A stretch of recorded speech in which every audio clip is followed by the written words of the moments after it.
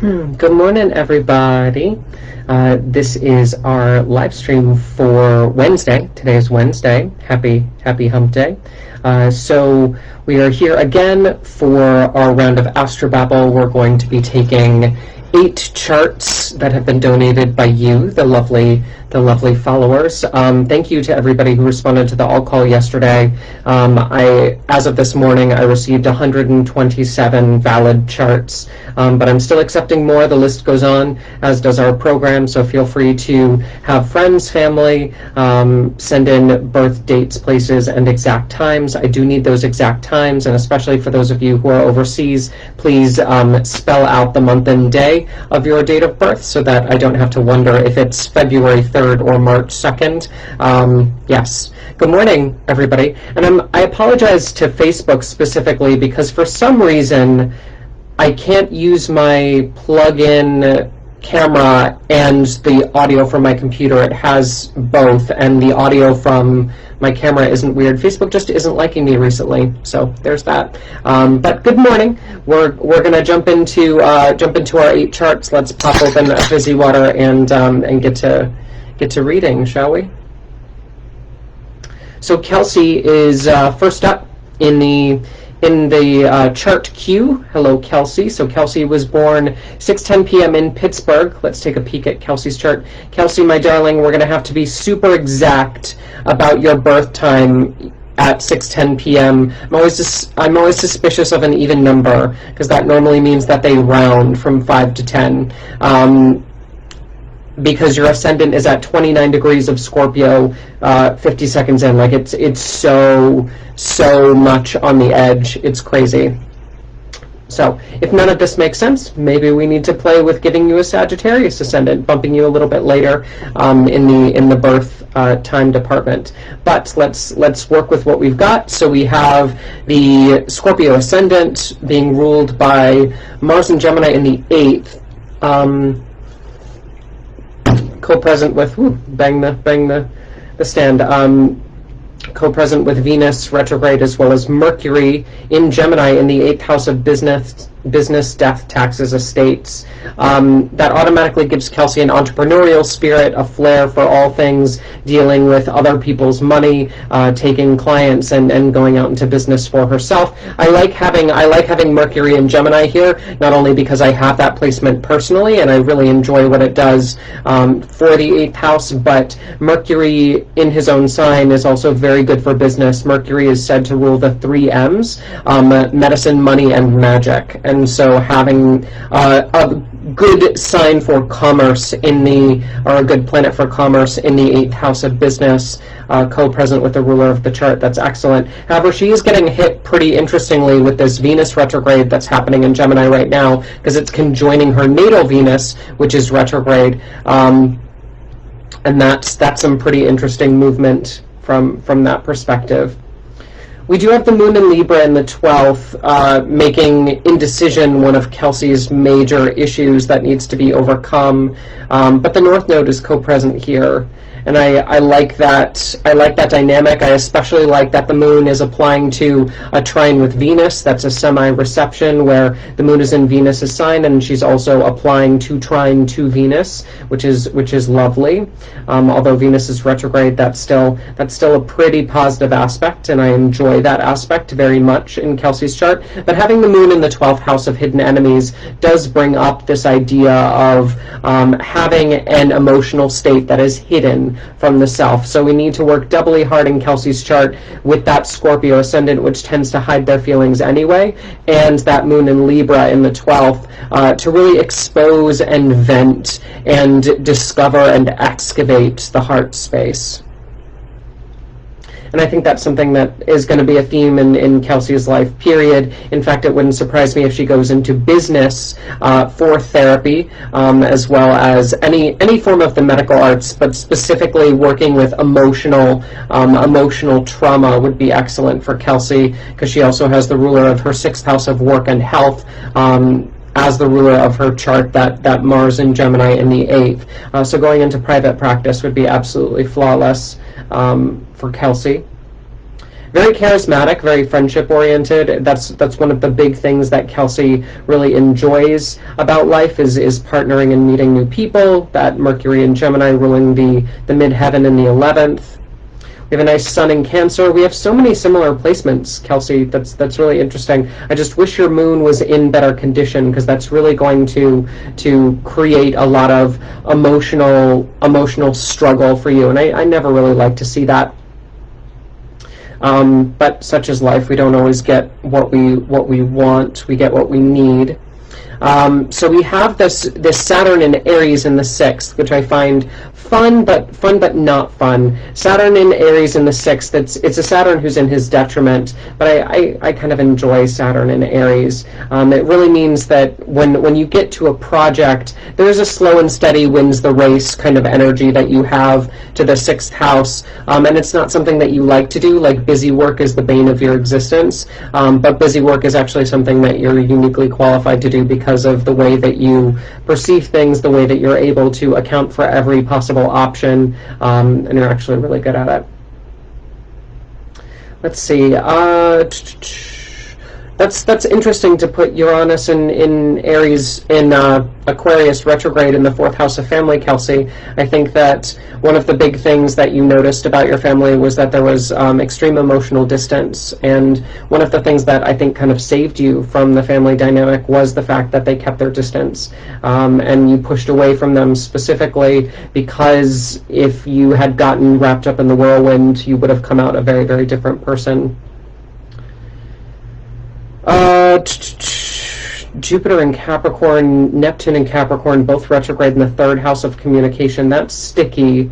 That's sticky, darling. Not really a fan of that, although it does speak towards your ability to write, but the writing and speaking is very much in detriment in your chart. I think if you learn to work with it over time, it's going to turn into a skill, because it's ruled by that Saturn in Aries in the 6th. So I don't think it'll be a long-term problem, but short-term, like writing assignments in school, not ideal. And what's interesting is when we activate this Mercury in the 8th house of business, you can write a business plan like nobody's business. However, when it comes to just writing, teaching, speaking in general, there are so many frogs in your throat, it's ridiculous. And that also goes with the money issues. Pluto and Sag retrograde in the 2nd house of finance. That's a tricky financial placement, but again, something that will mature over time. I think a lot of your chart just speaks towards the need for maturity, the need for life experience, the need to constantly pursue, and through pursuing, through getting hands-on, you'll start to understand the power of your own emotions and being able to help other people with those emotions as well. Excellent. Good morning, Rick. Good morning, Erica, Fatima, Fran, Victoria, everybody who's jumping on. Thank you, everybody on Instagram as well who's jumping on. Pixel Doll, Virginia, Celestial, Melody, Fussy Farms. I always giggle when I see your screen name, my dear. Chris, everybody, thank you so much for supporting the live stream with your attention and focus and energy. Let's go to chart number 2. Chart number 2 is Steve. So Steve was born 1:25 p.m. in Belfast. Let's take a peek at Steve's chart. Okay. So we have the ascendant in Taurus, co-present with the South Node in Taurus. That's a pretty stubborn placement, because Taurus is normally a very sturdy sign. It's the fixed earth sign of the zodiac. It knows how to handle resources. It knows how to root itself down and just continue to find the paths of greatest ease and greatest productivity.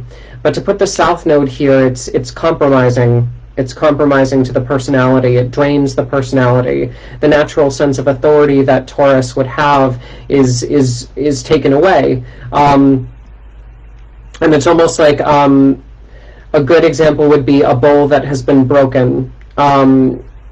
and I don't mean physically broken, although, having the South Node in Taurus on the first house does give way to metabolism issues, especially, I don't like to see,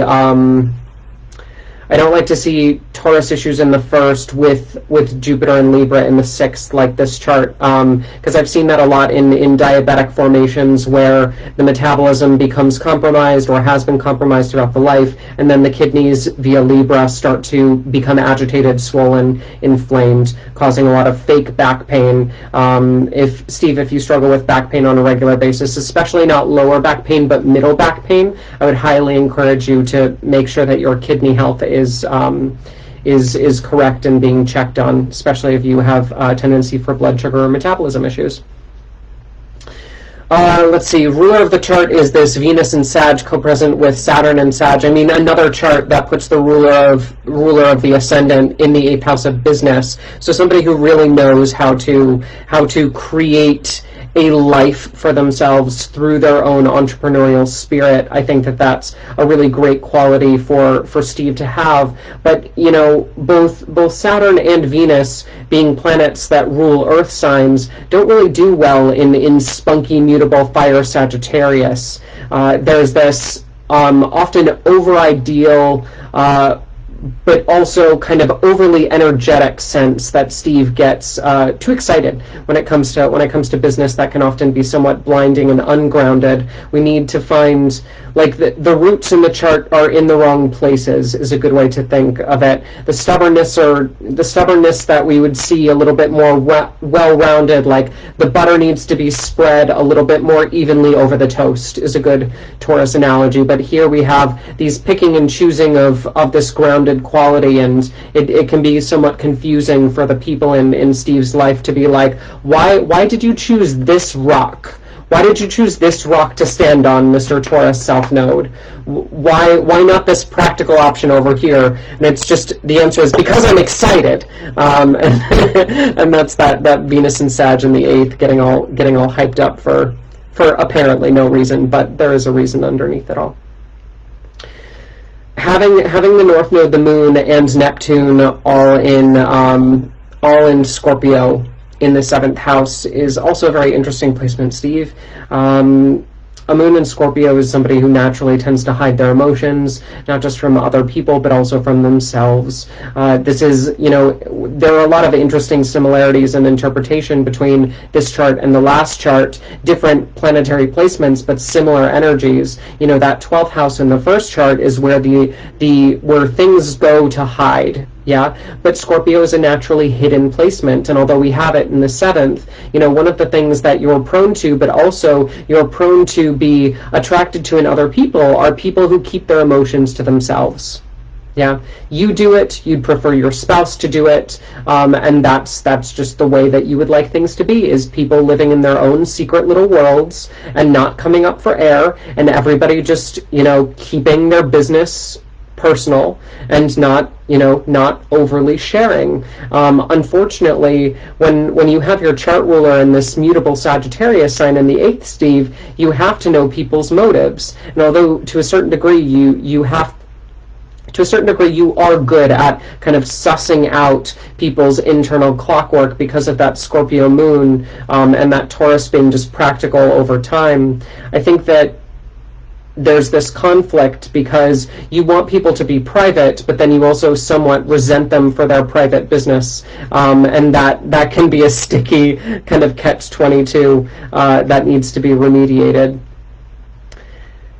Sun in Capricorn in the 9th, as well as Mercury in Capricorn in the 9th, that's the classic sign of the skeptic. I'm a fan of that. I'm a fan of that placement.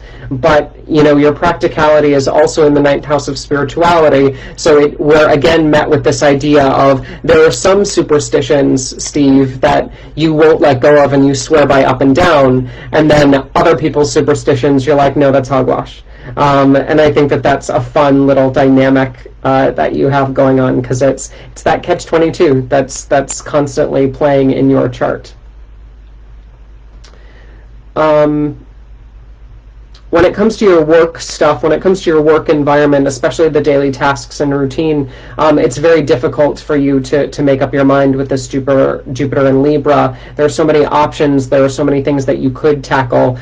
This is where, this is where some of your earthy placements would come to the surface and would be very good, but they're kind of distracted by the ninth house of learning, education, foreigners, travel, a very exciting pile up in the ninth. But this Jupiter in Libra, when it comes to you sitting down at a desk and like sorting through emails, it's so easy for you to get distracted, because this Jupiter in Libra is looking for the opportunities of greatest influence, but you lose that tangible business-oriented acumen of, hey, if we just do things consistently over time, like your Taurus ascendant wants to do, but it can't because it's planetarily not aligned correctly. We have all these opportunities in front of us. Which one do we choose? And you get bombarded by this analysis paralysis, and this decision-making quality needs to be brought forward in the chart.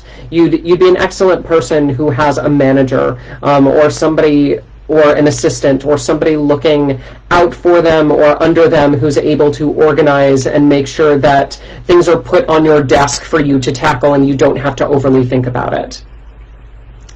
And yes, for the record, there is generational trauma in your chart, and I get that, yeah.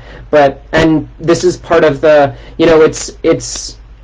I think that the flavor of your chart, Steve, is catch-22, because you have this flamboyant Leo energy in the chart via some of your placements, this Sag energy that's really talking about being spunky and excited and really inflammatory in a way, which is how you were brought up, that overly positive and unpredictable raging fire that can sometimes burn out of control. But you've decided to counterbalance that with all of these earthy placements and these watery placements, trying to tone you down, even you out. But the way that you've gone about it, it's like it's not pushing you in any particular direction. You're basically just making kind of mud pies in the ground. We need somebody or something or someone to give you structure, to give you focus, to tell you, do this thing right now, no questions asked.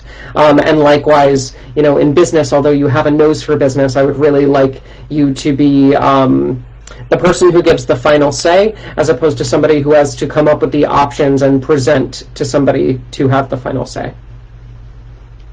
Okay, so that's a little bit about that chart. Thank you, everybody, for sending in your messages. I am getting all of them. I will respond to them in kind. Good morning, good morning, good morning, everybody. Thank you so much for joining on. We are on chart number 3, and we are going to go to Caitlin. So Caitlin was born 10:08 a.m. in Opelika? Yeah. We'll go with that. Ascendant in Pisces, North Node in Pisces.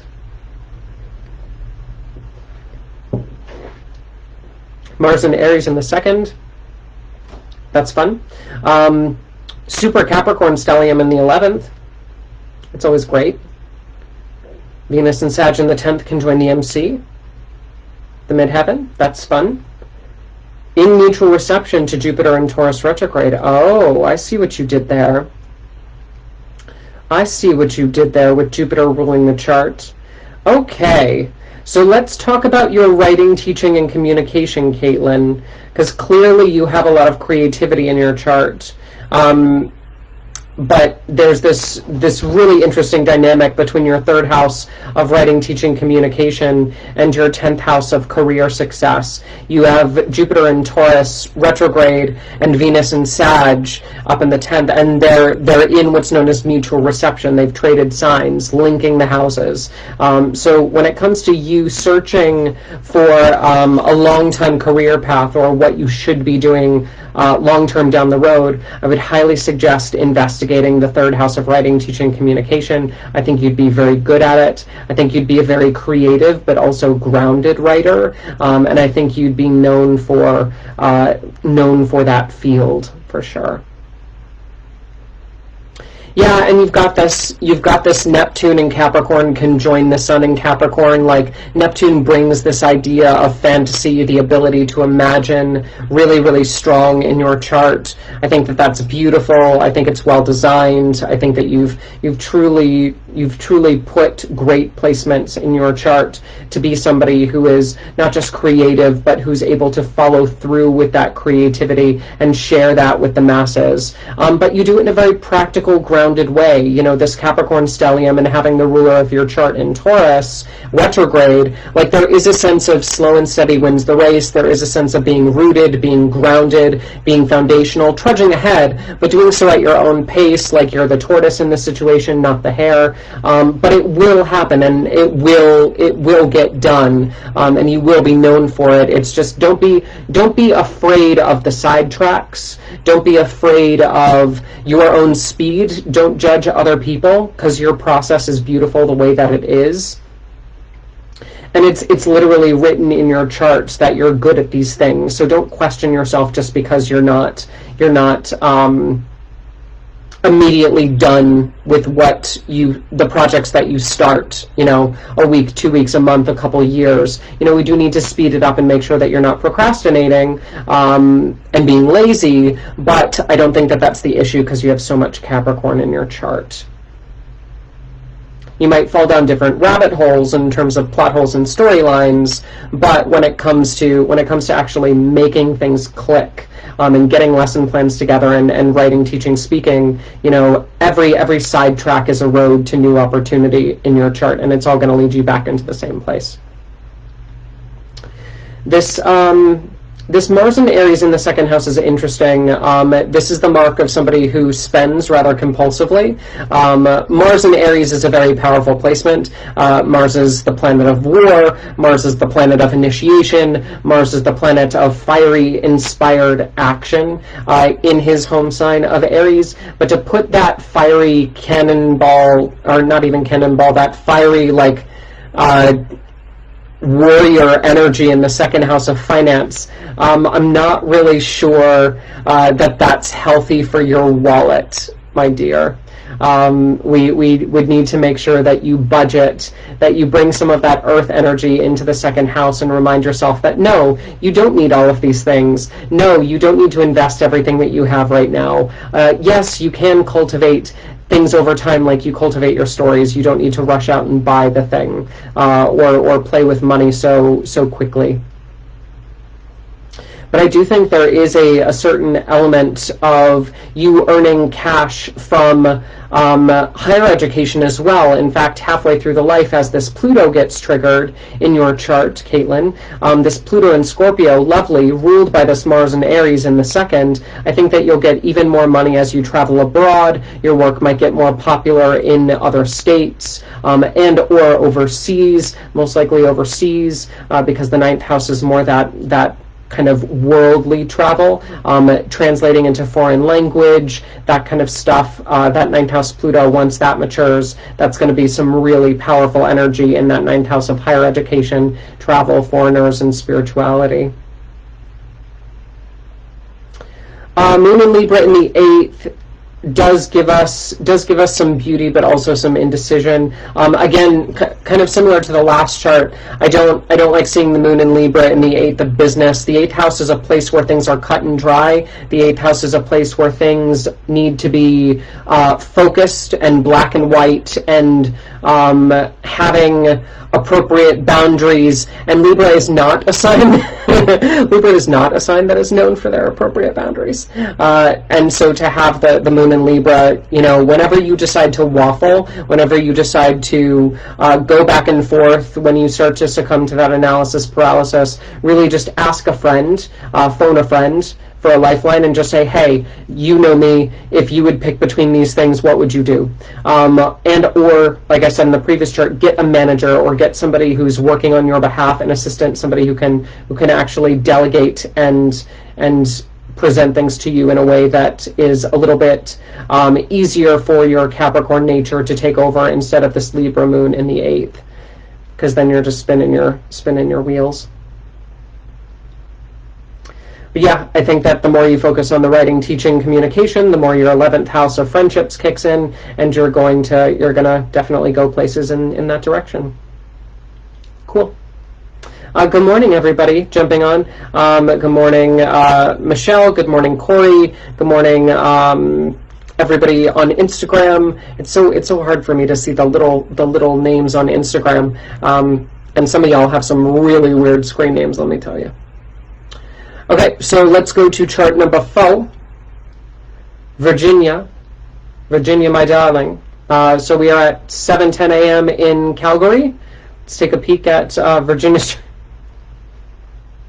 Oh, Virginia. She's a super Virgo, ladies and gentlemen. We've got Ascendant in Virgo, Venus in Virgo retrograde, Sun in Virgo, and Mercury in Virgo, the ruler of the chart in the first house. That's some pretty powerful stuff. However, it does come with its own unique challenges, and I would highly recommend that you, like everything Virgo is you, and you are everything Virgo. To the point where you've decided to compromise this Venus.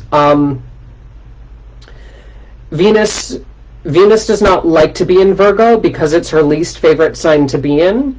You've also put her retrograde and combust the sun, because she's at 2 degrees, the sun is at 5 degrees, so she's in that 7.5 degrees of combustion. This is one of the most detrimental places that Venus can be in. Venus is our planet of softness, of love, of the divine feminine. She is the goddess archetype, and you've literally decided to smush her in the most aggressive way possible in your first house of self. So I think that from just a remediation standpoint, one of the first things that I'd like to bring up, and we can always work on this one-on-one, you and me, if you'd like to do that, the idea of working with planetary ritual or working with Venus in a more concrete way, because she is her softness, her love, her beauty, her ability to be both fiercely independent, but also loving and nurturing and supportive. All of her qualities have become compromised with this placement, and that's not ideal, especially because she's ruling your 9th house of travel, as well as your 2nd house of finance. This is where a lot of the abundance issues and the monetary issues stem from, is you think that, 1, you need to work hard in order to get success. That is a lie. Yeah? 2, you need to be the one doing the work to get the success. That's working hard, and that is also a lie. And 3, the work needs to be painful, there is no room for negotiation, and resting is not an option, and that is also a lie. And so all of these Venusian lies that you've been kind of telling yourself about how things can't be easy, they can't be beautiful, they can't be curvaceous, they can't be dirty, like all of these things that Venus would really like to bring forward, you've decided to negate her presence and substitute this very dry, very focused, very rule-driven, very organized, very kind of compartmentalizing Mercury in Virgo in the first house with the sun, with the ascendant. Like you've handed over all of this softness, and you've said, nope, that's not for me this time around. And I'm going to argue that, in fact, that is the case, because your chart's just a little bit too dry without her. So we have the Moon in Gemini, the MC in Gemini, and Mars in Gemini, all up in the 10th, being ruled by this Mercury in Virgo in the first as well. You know, your idea of being famous is actually rooted in fact. Like, you have a lot of very, very nice placements for fame and success in your chart. I'm very thrilled with these placements, and I'm really excited to see that you've decided to do well for yourself this time around. I think that that's beautiful. I think that you deserve it. However, again, it's this idea of you're constantly telling yourself that you need to work hard. And I think that Virgo especially is about working smart, not hard. And if you work smart and you achieve your to-do list, then you should give yourself a little bit of a break. But all of these placements are saying, nope, no break, no rest, and on to the next thing. I'm going to use this Gemini moon, and I'm just going to be like, ooh, squirrel. And that's like we need to hit pause. We need to reflect. We need to take a little bit more of a backseat in the life, because you've literally designed in your natal chart that everything is going to be fine except for the money, but that's why we have a CPA. Yeah. And yeah, that's really what I'd like you, that's really kind of the core message that I have for your chart, is just like, learn to take it easy, baby doll. All of this community outreach, all of these things that you're just go, go, go, do, hustle and bustle, enough. You deserve, what's a CPA? A certified public accountant. Somebody, I don't know if that was an actual question or sarcastic, I'm sorry. But that was just really funny. Yes, so I think that's the direction that your chart needs to go in, and I think that we really just need to remind you on a regular basis that you don't have to be the one doing all the work. You work, this is the analogy. This is the analogy, honey. Your chart says that you have difficulty with this visual framework. You as a person in the world of humanity are a part of a colony of bees. Yes? Each one of us in this human world is supposed to be doing a particular task. We are assigned via the choices that we make in our natal chart, what we're good at. Yeah? However, you've decided that you're going to be every bee in this hive, and you've decided that you're not going to let anybody else do their own job. Yeah, that it's all on your shoulders. And Virginia, I love your natal chart so much for its efficiency, and I think that it's beautiful, but again, like, we need you to chill. We need you to understand that if you stop turning the handle of the world will not stop turning. Okay? So let's get you to back off of your own life for a second. Kind of hang up your work hat. Get yourself into a nice bubble bath with some fancy candles, some nice scents, a glass of good wine, and just let this Virgo energy, this hyper Gemini moon and Mars up in the 10th, like, chillax for a few minutes. Yeah? And again, if you'd like to work one-on-one, we can always talk about planetary ritual and things like that to soften the chart just a little bit, but that's really what is needed at this time, for sure. Cool. Awesome. That's lovely.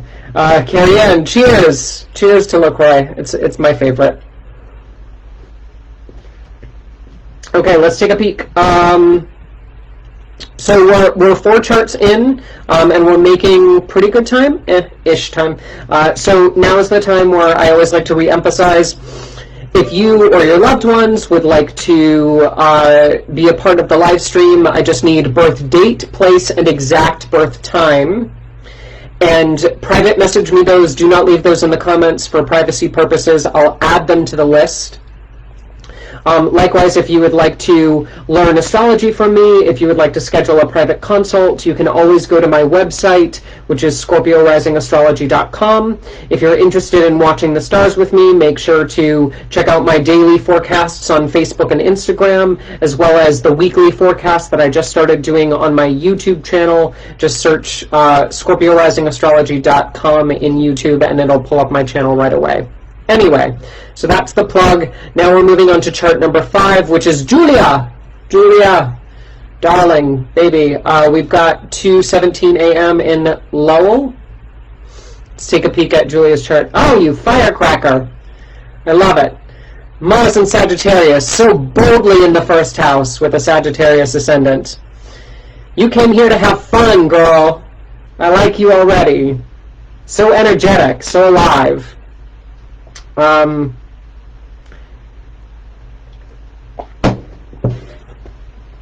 Jupiter and Gemini ruling the chart. That's fun. In the 7th house, so there's a little bit of an over-identification with relationships, but I think that's... Oh. Honey, why'd you do that? So you've got the ruler of the chart in the 7th, which is an over-identification with the relationships. You're also attracted to people who have very broad minds, very expansive. The people who are going to be cultured enough to really show you a good time, but also to stimulate your already stimulated kind of essence. However, we have a little bit of issues with the family and the home. There's a lot to unpack here, Julia.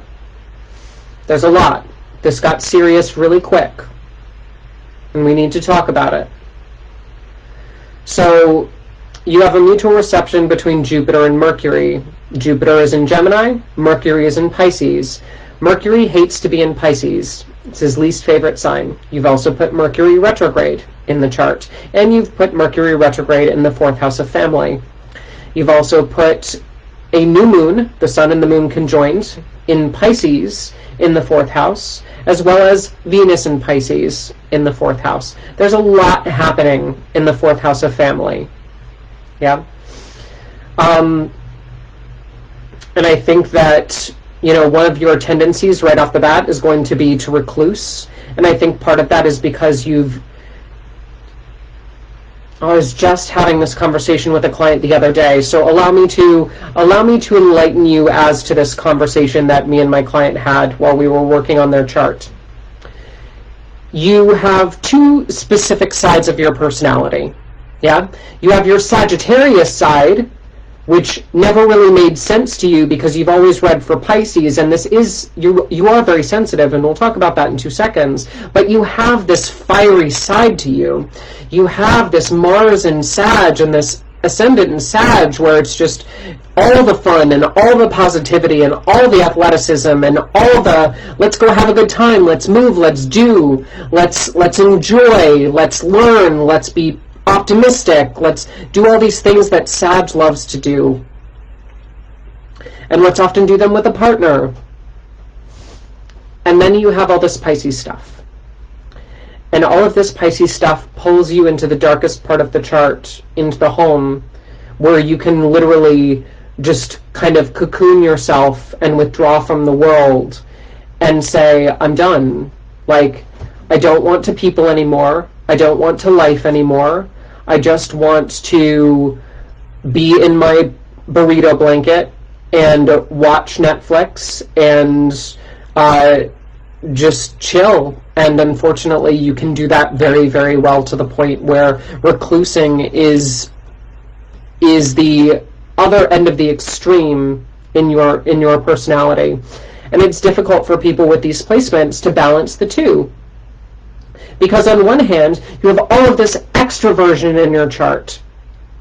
But then on the other hand, you have all of this introversion in your chart. Like serious introversion. Like you need somebody to kick you out of bed introversion. Like you need semi-intervention level introversion, where you need somebody who's going to be able to pull you out of that Pisces funk that you just get into, where you're just like, I can't stop crying, and I'm so hypersensitive, and I feel all the feelings, and I know all the things, and I'm tuned into the pain of the world, and I can't talk about it because it hurts too much, but I love it at the same time, and I want to be in bed, but I also want to be out clubbing and having fun, and it's this kind of tear between these two mutable sides of yourself. On one side you're on fire, and on the other side you're in the bottom of the ocean. And we need to be able to rectify those two pieces of you by giving them each equal time in the life, and reminding your friends that, hey, it's not uncommon for me to just go into my shell and just withdraw from the world for a couple days and not talk and not want to talk, and that's perfectly fine. But then it's also part of my nature to call you at 2 o'clock in the morning because I can't sleep, because I'm so wired, because I have this new idea and I'd love to run it by you. Yeah? So that's that. And I think we just need to understand that there is a certain level of balance that needs to happen here.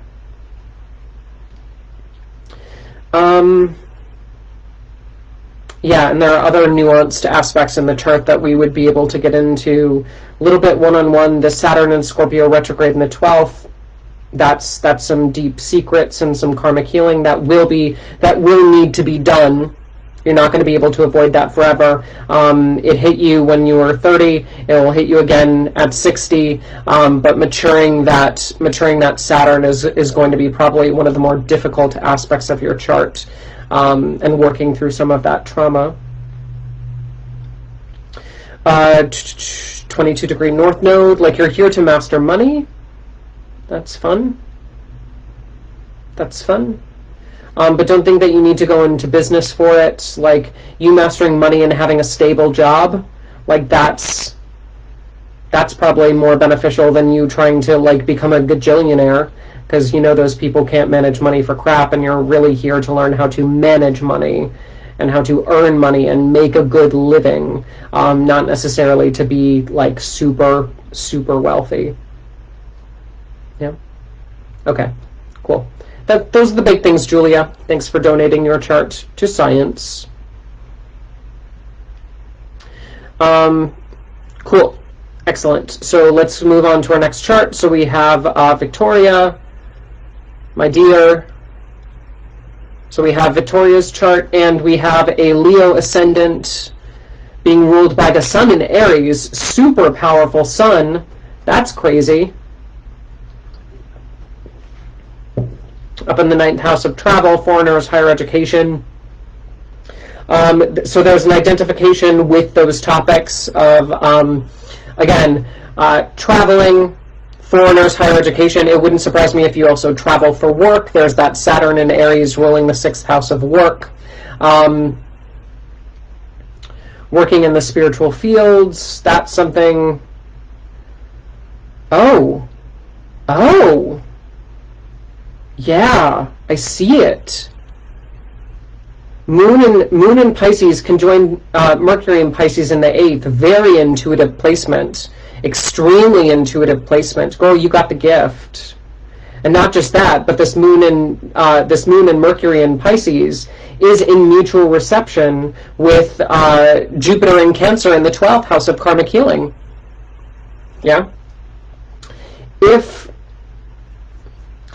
If that isn't channeled properly, yeah, it is a marker of potentially having some mental health snafus where the mind becomes a little bit too watery and people start to think that you're a little bit off your rocker, and that's something that we would need to manage. However, on the flip side to that, it also makes you extremely psychic. It's just a thing. So you've got a really great blend of fire and water in your chart, and the water is very watery and the fire is very fiery. Let's see if we can get some earth in there. And we have earth, ladies and gentlemen. We have Venus in Taurus in her home sign in the 10th house of success. Lovely placement. Absolutely lovely placement. I'm a huge fan of that. Ruling the 3rd house of writing, teaching, communication. Mars in Libra retrograde is here, so there are some confidence issues. There may be some speech impediments. There may be some issues with writing, teaching, speaking, or getting up in front of large groups in general. However, this is something that will need to be done to fulfill the life's purpose. Success is something that is non-negotiable, you've told yourself. It's something that you will do this time around, you told yourself. And there is no compromising, you told yourself. So I think even from like a logistical standpoint, your intuition is that double-edged sword where it's able to feel so strongly, but at the same time, when you're in front of a group of people and you're talking to like a mass of consciousness, it's very different because it spreads out your psychic resources instead of going one-on-one with somebody or going in a small group of like 10, 15 people maybe, where all of those nerves start to get really big because you're still kind of one-on-one but with 10 people. When you're in a large group, when you're speaking, writing, communicating to a large group of people, to a tribe, yeah, to a demographic, then you start to unlock a lot of the butter being spread evenly on the toast. I used that analogy earlier, but it helps to channel that intuition into multiple places and diffuse it a little bit from being so overwhelming.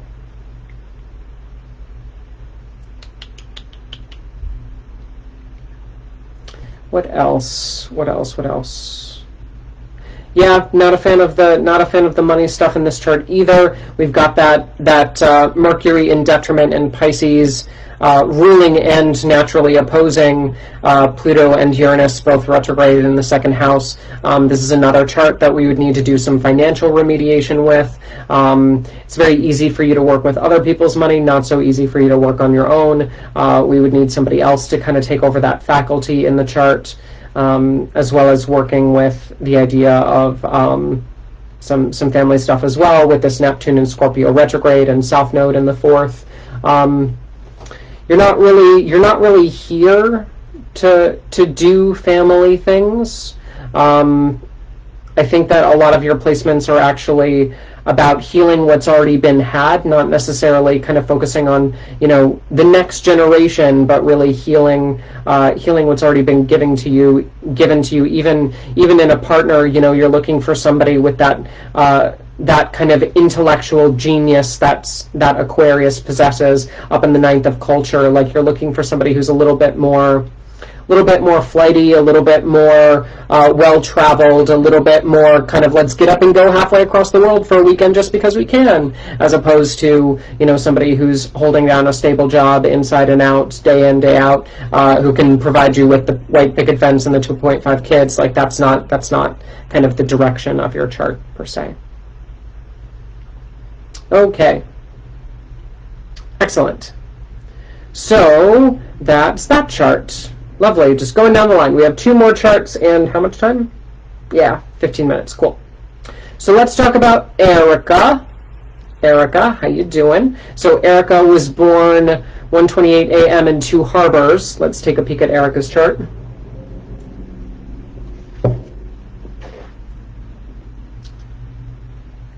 Leo on the ascendant, Sun in Scorpio, Mercury in Scorpio in the fourth. So having the ruler of the chart in the fourth automatically associates you with family. There's a really strong family bond. However, is that family bond helpful? I would argue not. For this reason. The ruler of your fourth house of family is Mars in Taurus retrograde up in the 10th. That's some serious power dynamic stuff when it comes to the family. Being lorded over, is a good way to think about the chart for you, Erica, in the family department. However, having the Sun in Scorpio, having Mercury in Scorpio, both in that fourth house of family, there's this idea of subterfuge, there's this idea of secrets being kept, there's this idea of potentially the mind of family members being dark and a little bit manipulative on the lower end of the expression, but on the higher end of the expression, it's a family who's very reclusive and secretive. Yeah, it's that Scorpio energy in the fourth. When we look at other aspects of your chart, oh, that's fun. That's very fun. I like your creative energy, Erica, for sure.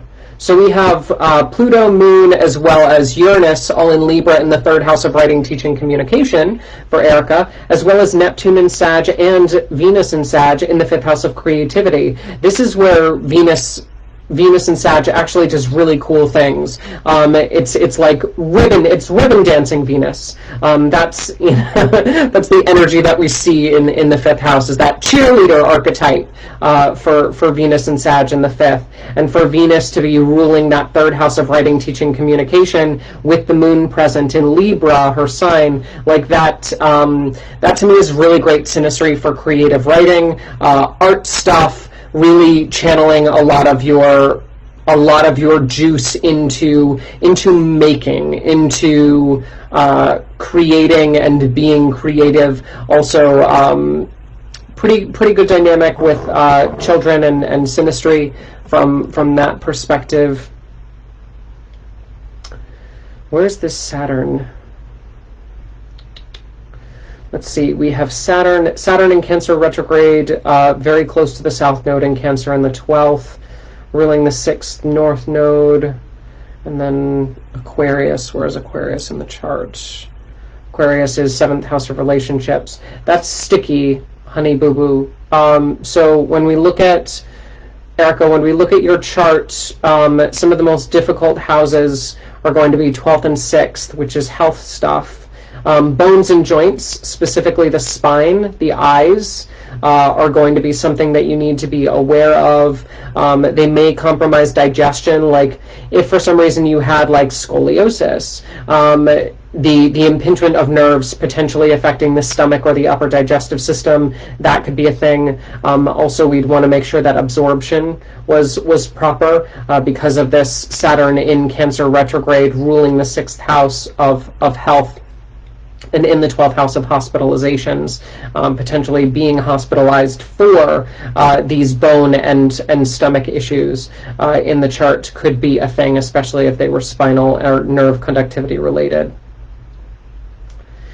I think that, you know, you've chosen a partner who has two faces, is a good way to say it. This Jupiter in Aquarius in the 7th is the genius on high. It's this Albert Einstein kind of figure where it's the crazy hair, the big press, somebody who's very, very good at what they do, and has some good notoriety for doing it, but at the same time can be a little bit emotionally distant, can be a little bit zany or quirky. But then there's also this Saturn in Cancer retrograde ruling your 7th house of relationships with the South Node, where, you know, a lot of your relationships tend to repeat the mistakes of the past. And you find yourself getting into the second phase of your relationships, which is this Saturn in Cancer, this overbearing partner who's really trying to weigh you down and put the mother and smother, is a good way to say it. Because that Saturn in Cancer, although I say mother, that doesn't mean, you know, male or female gender partner. It just means that overly caring energy that Cancer brings to the table, being in Saturn retrograde in the 12th, like there's this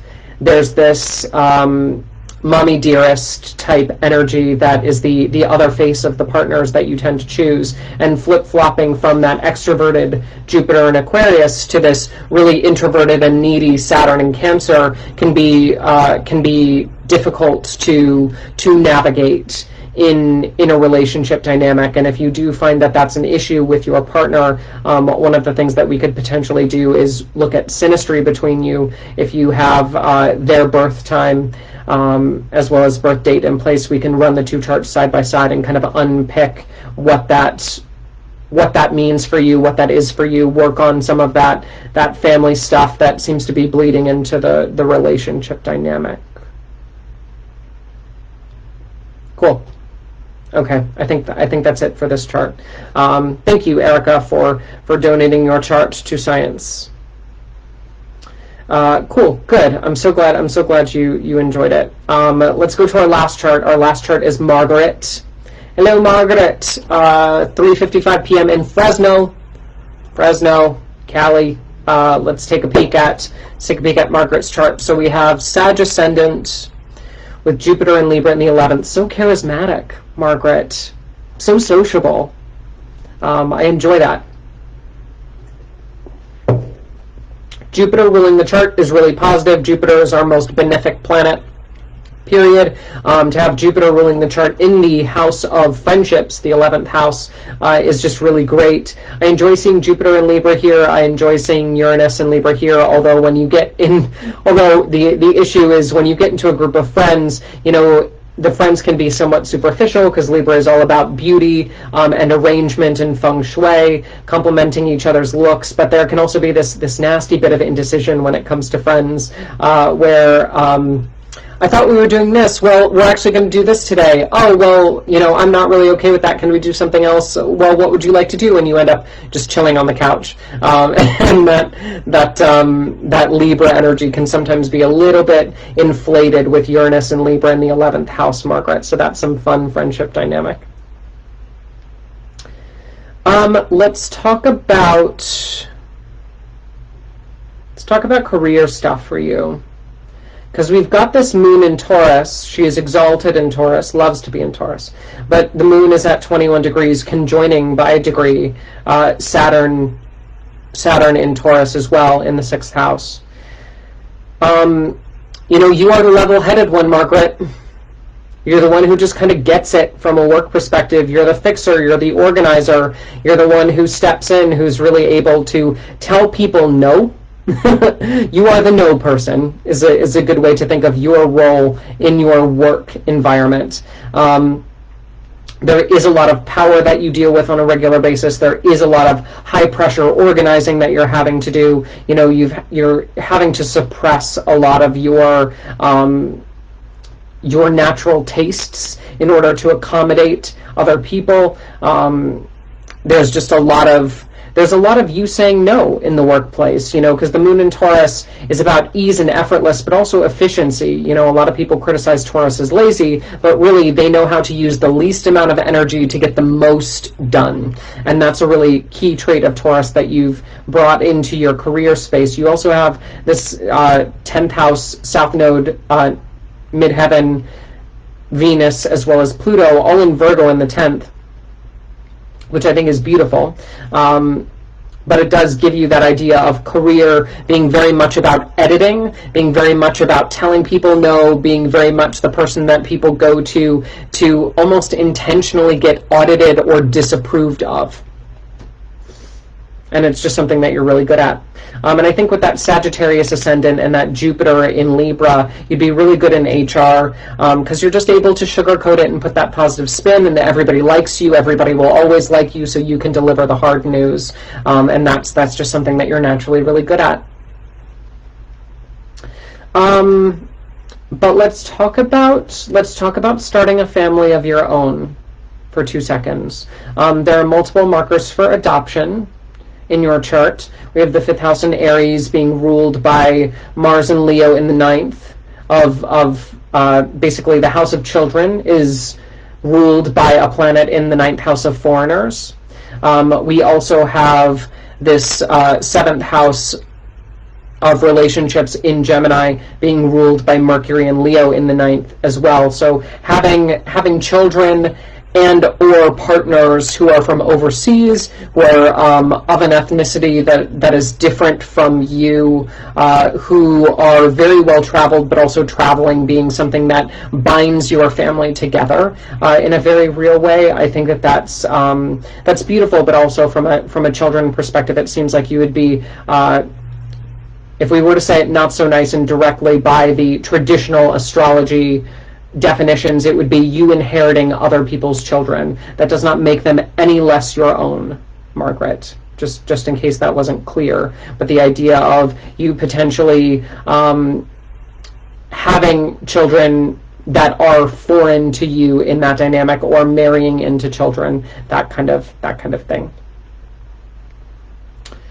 We do have a lot of fire energy in the chart, though. Not just the ascendant in Sag, we also have Moon in Sun in Leo, Mars in Leo, Mercury in Leo. Another issue with the 5th house is that Mars in Leo is combust the Sun. So there is potential, if childbirth does happen, it's likely that it will potentially be painful, or there will be issues that are unseen complications. Especially because the sun, represents the eyes. From a medical astrology, it's a thing. So we just need to be careful of that. But there's a lot of really interesting dynamics in this 9th house of travel, foreigners, higher education, spirituality. There's a lot of light here, is a good way to say it. And I think that's beautiful that you've chosen to weave that into a new family dynamic, because the way that you've decided to make sure that everybody has fun in the family, and that being such a big priority, and connecting the ruler of your chart to the family dynamic, and making sure that you understand that it's really about helping people find their tribe. And sometimes you're not born into your tribe. Sometimes you need to go seek them out. Sometimes you need to use some of these Taurus Virgo placements to manage and sort and rebox people and tribes and communities, and that's something that you're actually really good at, is figuring out who fits together and why. Again, perfect chart of somebody to work in HR for sure. Awesome. Cool. So that is our last chart. Thank you, everybody, for joining me for another round of the Astro-Babble. It has been a pleasure, as always. Again, if you would like your chart featured or know friends or family who are into astrology, just private message me birth date, birthplace, and exact birth time. I do need that exact birth time. If you're not sure, go check your birth certificate. Without that time, I can't run an accurate chart. If you want to learn astrology, if you'd like a private consult, just visit ScorpioRisingAstrology.com, which is my website, and check out the YouTube channel where I post these videos, as well as my weekly forecast on the YouTube channel. Search for ScorpioRisingAstrology.com there, and watch my daily forecasts. But in the meantime, may the stars be ever in your favor.